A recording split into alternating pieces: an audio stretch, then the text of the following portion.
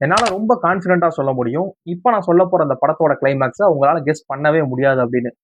அது என்ன படம் அப்படின்னா, எம்.எஸ். பாஸ்கர் நடிச்சு, டைரக்டர் வரதன்ங்கிற ஒரு டைரக்ஷன்ல இப்போ ரீசென்ட்டா டைரக்ட்டா ஓடிடி ரிலீஸ் ஆன படம் தான் கசிவு.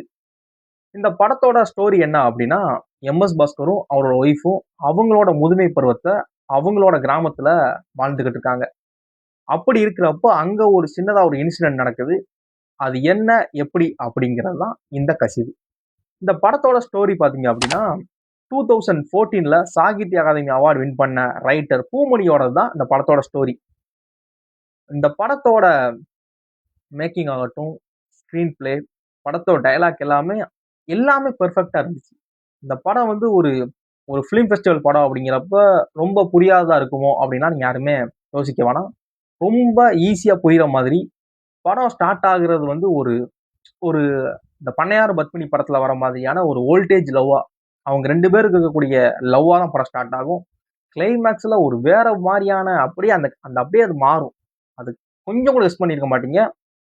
இந்த படம் பார்க்குறப்ப எந்த இடத்துலயுமே உங்களுக்கு வந்து போர் அடிக்கிற மாதிரியோ, தேவையில்லாத எந்த ஒரு விஷயம் படத்துல இருக்காது. தேவையில்லாம சண்டை காட்சியோ, ஒரு சாங்கோ, இல்ல தேவையில்லாத வசனமோ எதுவுமே இருக்காது. படத்துக்கு தேவையானத ரொம்ப நீட்டா, ரொம்ப கிளியரா காமிச்சிருக்காங்க. படம் வந்து கோவில்பட்டி நேட்டிவிட்டி நடக்கிறதுனால, கரிசல் சார்ந்த பூமி அப்படிங்கிறப்ப ரொம்ப கரெக்ட்டா காமிச்சிருக்காங்க. படத்துல எம்.எஸ். பாஸ்கரோட அனதர் சைட் ஆஃப் ஆக்டிங்க நம்ம பார்க்க முடியும். பார்க்கிங் படத்துல வந்து அவரோட அந்த ஒரு மூர்க்கமான கோவம் மாரி காமிச்சிருப்பார்ல. இதுல அப்படியே வித்தியாசமா, ஒரு எமோஷனலா, ஒரு சென்டிமெண்டான விஷயமா அந்த படத்துல வித்தியாசமா ஒரு ஆக்டிங் பண்ணியிருக்காரு. அது இந்த படம் பார்க்குறப்ப நிச்சயமா நீங்க ஃபீல் பண்ணுவீங்க. அது மாரி இந்த படத்தோட சினிமாட்டோகிராஃபி ஆகட்டும், படத்தோட மியூசிக் ஸ்கோர் ஆகட்டும், இந்த படத்தோட மூட வந்து இன்னும் கொஞ்சம் என்ஹான்ஸ் பண்ணுது.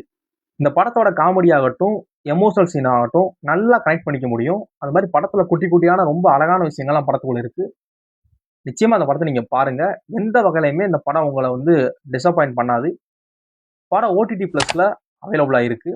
பார்த்துட்டு உங்களோட ஒப்பீனியன ஷேர் பண்ணுங்க. தேங்க்ஸ் ஃபார் வாட்சிங்.